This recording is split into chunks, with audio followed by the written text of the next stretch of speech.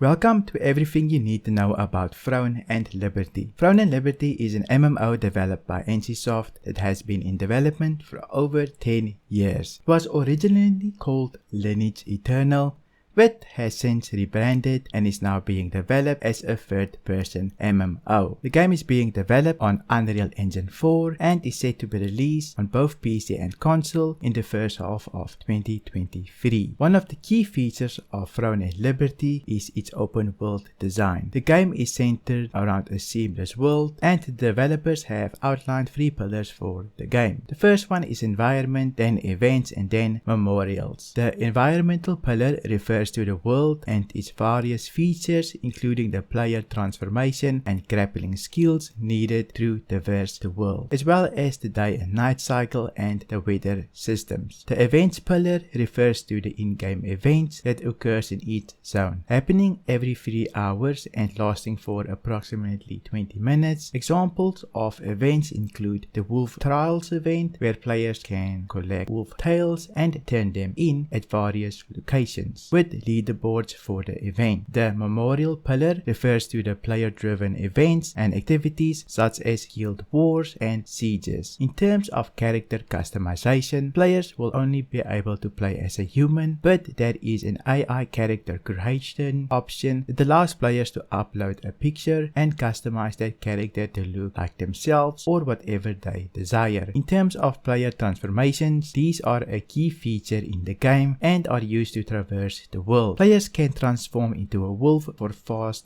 travel on land, or into a raven to glide through the air. Sharks and cheetahs have also been shown as player transformations and can be used during sieges. In addition, the player grappling skill allows for a more fluid and dynamic movement around the world. Monetization for the game is expected to be minimal, with developers stating their desire to minimize the pay-to-win aspect and keep the gap between paying and non-paying players to a minimum. They have also stated that the Western market has become more open to microtransactions, but that in order for an MMO to succeed in the West, pay to win must be avoided. Moving on to combat, Throne and Liberty features a fast-paced action combat with a focus on player skill. Players will choose 2 weapons to upgrade and can change these choices at any time, effectively allowing players to create their own class. PvP rules in the game are more forgiving than in previous NCSoft games, with most fields in the game being safe zones. However, certain events and world bosses will enable PvP, and there are also dedicated PvP fields for those who want a more competitive experience. One of the major selling points for Throne and Liberty is the dynamic world, with weather and environmental changes having a significant impact on gameplay. Certain spells and abilities may have different effects depending on the weather, and players will be able to influence and change the weather to some extent. The game also features a player-driven economy, with players able to gather resources, craft items, and sell them on the market. That concludes our overview of everything we need to know about Throne and Liberty. Thank you for watching, and we'll see you in the game when it releases in 2023.